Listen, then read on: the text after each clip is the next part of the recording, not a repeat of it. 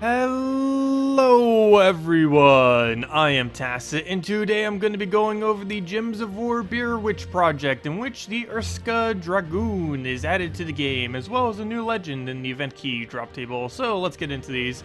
As far as the Arska Dragoon, it is a brown-green, so it ends up bringing in, that Tritstone, which is used for upgrading in early game, the Dragatar, as well as Diviner, and later on in the game for Sylvania Mora, which is also in the Soul Forge this week. But as far as this troop, it is useless. You would only use it this week for 5 extra glory per PvP battle, which is really good time to go farm a lot of glory. But as far as what he actually does, he is useless. He deals damage to an enemy, and if they are already wounded, which means they're missing HP, them missing armor does not count as wounded, only if they're specifically missing any amount of HP will it do it. And if it does, it ends up becoming enraged, and then gaining 10 additional damage onto that ability. But that is it. It's basically just a very small single target that will occasionally get a little bit extra, only if they're missing HP, so nothing really too special, and its traits are extremely underwhelming as well, so basically a somewhat useless troop, unfortunately. But you still might get it if you end up needing it for specifically the brown greens. As far as the event objective related things, we have ourselves a gotta kill a bunch of reds. You can do this either in PvP or Explore. You can do this in any of the Explorers that have a lot of reds in it, or simply just do PvP a lot. Given that reds include Firebomb, it's probably actually better this week to just go do PvP, as you can simply just kill a bunch of Firebomb teams and you'll be able to get all the red kills that you need. All of the Urska Kingdom, as well as the Urska type, have 10% bonus this week, so that's basically the entire kingdom with 20% nearly, since most of the kingdom is of that typing.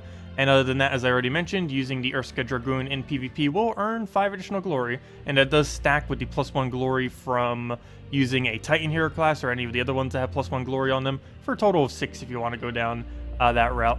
So next up, let's go open a bunch of event keys. As I said earlier, there's that new legend in the drop table. You'd also be able to get King Mikhail and Doomclaw, the mythic from this kingdom, are also possible options. As you see right there, there's King Mikhail. He ends up doing a row explosion, and then ends up doing a bunch of damage, and if he's enraged, he does 9 additional damage, so pretty decent AoE.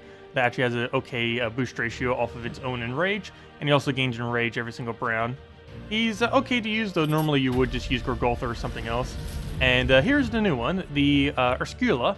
It ends up dealing, it's actually a little bit underwhelming, unfortunately. It deals a bit of split damage, boosted by enraged allies for 8 each, so a total of 32 extra, which basically at this state it would actually be double, or a little bit more than double. But then it enrages all allies and gives them 5 attack. This is a little bit underwhelming because, well, 5 attack is very small, particularly this late in the game, and the other is generally enraging your entire team isn't too beneficial. There are some things that boost ratio off of it, like itself and a few others, but other than that, there isn't really much you would do with the whole team enraged. Really, the first slot is the only slot you ever need enraged, very occasionally the second. But that is about it. The only reason you'd ever bother bringing this out, and why it's not 100% useless, is the fact that it does gain the capability of giving Urskas a 50% mana start. There's currently no hero class for this, but once a hero class does come out, this will probably be a very decent synergy into some kind of Urska team. But yeah, at the moment there isn't much to use it with. King Mikhail and Doomclaw are about the only 2 really big options that you'd bother using this 50% on. And for the most part, I wouldn't really bother going too heavy into this. It's not something you would ever really use. You can get it for collection purposes, but that's really the only reason why you would try to pick up this specific legend. But anyways, let's go get him upgraded. We'll be showing some teams for him in a moment after we go through all the other little things. Let's see, where is the thing? Actually, let's go to upgradable, probably the easiest way to get to him. Why am I going over there? Just click on upgradable. And in all this junk, oh, we can finally go get Bloodhammer Max. When did that become possible? Well, we definitely need to go do that. There it is. It's buried behind so much treasure and everything, but we'll go get ourselves the max so we can have his 50% start, and then simply go get his leveling, and we don't need to do anything else for that. Simply click the button, and there we go, all maxed out. Let's see, what's the scatter damage now? 38, so okay. So what is that total? That is actually 70 right on the dot is how much that will be. That is extremely underwhelming amount of damage. Guild, oddly enough, there is another guild war this week. The main reason for this is because the next version is coming in very, very soon. Probably in the next week or so. They actually just confirmed yesterday that it is going to be coming in definitely by the end of this month, which we kind of already knew. But yeah, right around the corner, we should be getting version 4.1, and this will be bringing a 4th game mode to the whole guild thing here. There'll be Guild Wars, Raids, Invasions, and then the new game mode of Tower of Doom. So that's right around the corner, so even though we just had Guild Wars the other week, we have it again. So yeah, another Guild War week all over again. Anyways, as far as games and things, on Tuesday, we're going to be having the faction event for the Hall of Guardians. Wednesday, we'll be having the Kedar thing. This is a repeat. Nothing really too interesting since there's not much good in Kedar. Thursday, we'll be having Mech hero class. Mech is a pretty decent hero class when used with things like bomb bots and stuff. There aren't really any really huge mechs that are extremely good. There's no Mech Mythic or anything like that yet. But it is something that still has potential. There's still some quick teams that end up using it. And overall, it's an okay hero class. It's probably above average, but not too far above average.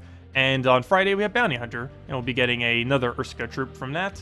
And it's actually not too bad because it ends up doing Entangle. And while Entangle isn't like the hugest of mechanics, in Bounty Hunter, that's pretty big because now we'll have Entangle plus Silence, which essentially means you could potentially negate out all enemy damage, assuming they can be entangled and silenced. Anyways, let's go over to the Soulforge. There are a couple of noteworthy things in there this week. Now we'll go over some teams. So first things first to really mention is Infernus. He is basically the best thing to craft other than a Farish Ra. Farish Ra resource-wise, Infernus, if you're just looking for a very nice troop, it does basically everything you would ever want a troop to do. It deals a lot of damage. It does it in a way that Submerge cannot counter it, nor Barrier, because it does it in so many instances. It's basically because it does 2 single targets to random enemies, and then it does adjacent, so Submerge never actually tracks it, even though it technically hits all enemies. It also can still double hit on a single one enemy whenever there's only one left. Other than that, it has 5 explosions, which will help it to accumulate quite a bit of its mana back. On top of that, it has a Firestorm into a bunch of explosions, which is the only troop that has a storm, a board clear, as well as a damage, all basically in one single troop. So it gets 2 to 3 rolls done in one single troop, something that you would normally have to use about 2 troops for. And other than that, even if it didn't have a single other factor other than this, it's also the best burner in the game, which it gets used for occasionally, mainly with Elamagrim, but really any team that needs burn. Like if you're using a hero that does triple skull damage off of its final trait, it's pretty good with stuff like that, since you could just use a skull spam Infernus team with your hero up in front to perpetually do at minimum 3 times skull damage. But yeah, pretty nice thing to craft. Other than that, if you didn't pick up a Doomclaw from event keys this week, you could potentially try and craft him. He's not really anything too special. He's the Urska Mythic. You can half mana him now, and he also has 20% this week, though for the most part, still pretty useless. He's main thing that makes him useless is his inconsistency. He deals a bunch of damage to a enemy, boosted by all enraged allies, so having your whole team enraged off the 50% mana star other troop would be pretty convenient. And then it has 2 separate 25% rolls that will end up devouring either the troop above or the troop below. But both of those have a 25% chance, and they both can trigger, but also none of them can trigger. So he has some pretty decent single target damage into possible devours. And other than that, he enrages a random ally every single extra turn, though when combined with that other troop that already gives you 50% mana star and does the enrages, you don't really even need this mechanic because you're already going to be getting it basically off the other troop. But yeah, nothing too special, but he is available in Soulforge too. Other than that, as far as legends, there are 3 actually noteworthy legends to get. Sylvain Mora, not only is his trait stones available this week to go get him fully traded, the main thing that you ever use him for is his capability to perpetually entangle. This is good in 2 instances. One is Delves, and one is in Skull Spam team. Delves for the obvious reason, because Skulls end up getting really high. It's just a consistent way of making sure they stay disabled. But the other thing is, if you end up using it with Skull Spam team, basically what you'll be able to do is the Skull Spam will kill out the first lot, but the Entangle will automatically go into the next troop in the line. So you're basically always going to be able to counter yourself out, or to counter out the enemy, so you never actually take any skull damage while using a Skull Spam team. So it's very occasionally used for that too. It's also very occasionally used on a pure dragon team, though there are better dragons out there if you are going to try using it for that purpose. Other than that, there's Tesla. If you're a new player and you feel like you have literally nothing to use, Tesla is amazingly good in that it boosts ratios off of all armor within the battle, not only your allies, but noteworthily the enemy as well. So this is really good for things like if you can't currently do dungeons or you can't currently do pet battles. This is a really nice troop to have because the second you get it, you'll be able to run it with something like Double Dwarven Gate, Valkyrie, Tesla, and you'll be good to go. That's all you need, and you'll be able to kill out all of those battles. So it's a pretty nice thing to have around. This also allows you to take out pretty much any battle that has a lot higher stats than you. Not particularly good in Delves, but in every other location where the stat difference is way higher than your own, it's pretty good to bring out. So for PvP, pets, stuff like that, it's pretty handy. As far as all of its traits, it's pretty useless though, so it's kind of good in that regard. Since you technically don't need to get any traits for it, it's pretty much just as good the second you end up picking it up from the Soul Forge. Pretty much good to go. And other than that, if I'm not mistaken, this is the first time, I believe, question mark, that Raph has been available since he was released in Cinder Mirage, like, what, a month ago or 2 months ago. So if you didn't end up picking him up ages ago, you might want to go get him up. He's not the greatest of troops, but he is a double convert that works pretty well with Doom Skulls, and that's about it. So if you've been wanting to get him for whatever reason, he is available as well. But anyways, that's all of that. Let's go and go over a team real quick. Well, 2 teams. Let's go over the one that ends up using the new 50% Urska. Again, it's not the greatest of things. Pure Urska is never really going to be used. Maybe once the hero class comes in, but even then it probably still won't. But let's go get the other new Urska in here so we get that 50% mana start, so that we can get them all rolling immediately. And we'll just run that with a double brown because we'll be taking plenty of browns to get King, Mikhails, and Rage constantly. And just go from there. So start with a half mana, get everything flowing already. Trying to figure out what on earth is not useless here. Well, looks like we'll just take that. He stole my brown off a Cascade. Okay. We'll go and, I guess, yellow the red. Seems more convenient, so we'll do that. This won't do anything good. It'll just end up giving us... It will give us a bunch of Enrage, but we don't actually need Enrage. The first slot already has Enrage. Because this will only boost on itself, if I'm not mistaken. Yeah, so he only checks himself if he's enraged for this damage boost. But we'll go do that. He actually does have Submerge, but as long as we kill it before he does Submerge, it won't matter. So we can get some skulls here. I believe it's 6 every single time, yeah, so we will go for that. Actually, before we do, let's try getting a Devour. Actually, you know what? No. This doesn't boost on purple, right? Yeah, so we'll go hit on a bunch of purple there. Get a skull. That will get rid of his barrier. Now that that barrier is gone, well, first things first, let's take a skull there. So let's go try devouring him now. So we'll do that right there. 25% chances to devour. As you saw, it didn't hit him, but it did hit the champion of Anu. I will go get the Enrage that we just got there, and then we can just skull him down. Enrage, for any of you that don't know, does 1.5 times additional damage and also hits through all traits, so you don't even need to worry about that. So we just go with this. Oh, one really weird thing about split damage too. If there's only one troop left, same as AoE damage, I really hate this. If there's only one troop left, you'll actually dodge it. It's one of those weird instances where that mechanic of Submerge is actually amazingly good. Like, you'd think since there's only one left, you'd be able to hit it, but nope, you still miss, even though there's literally only one left, which is very annoying. So we're going to need to go and get all of our mana back to actually go get some kind of other hit. Go get some skulls here. I'm actually going to take it lower just so we have a chance of cascading it there.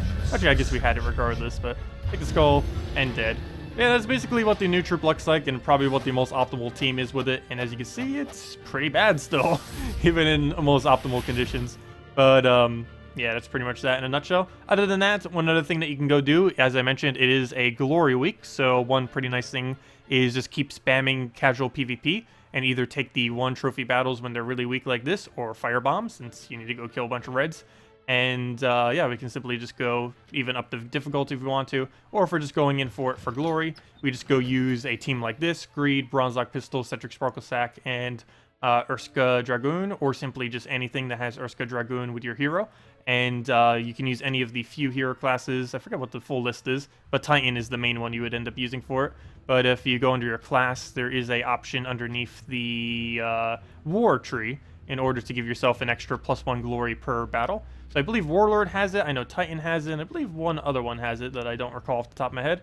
But that will allow you to get 6 extra glory per battle. So we'll have a base value here of 3 glory, so we should end up getting 9 glory from this very quick battle. And all we have to do with this specific team here is simply go and cast out our Greed, simply take a brown since we start with half mana with Titan, and then just start hitting them down one at a time with Bronze Lock Pistol or whatever other method you want to use to finish out all the battles. This is basically just a mix of a gold farming team combined with a glory farming team. Might as well farm both at once if we're going to bother farming any of them. And yeah, it's easy as that. And as you'll see, we should get 9 glory right there. So very easy to go get a ridiculously high amount of glory this week, utilizing the +6 extra glory mechanic that you would end up getting. And then if you just need a different one, you just either keep repicking until you find fire bombs, or until you find another pretty weak battle that you can easily take out. But anyways, guys, that'll wrap it up for this video. If you still have any other questions about anything, feel free to leave it in the comment section below. We'll have 4.1 very, very soon. For all we know, it could be this week, but it's definitely coming before the end of this month. Anyways, thank you all so much for watching. Have a wonderful week, and goodbye, everyone!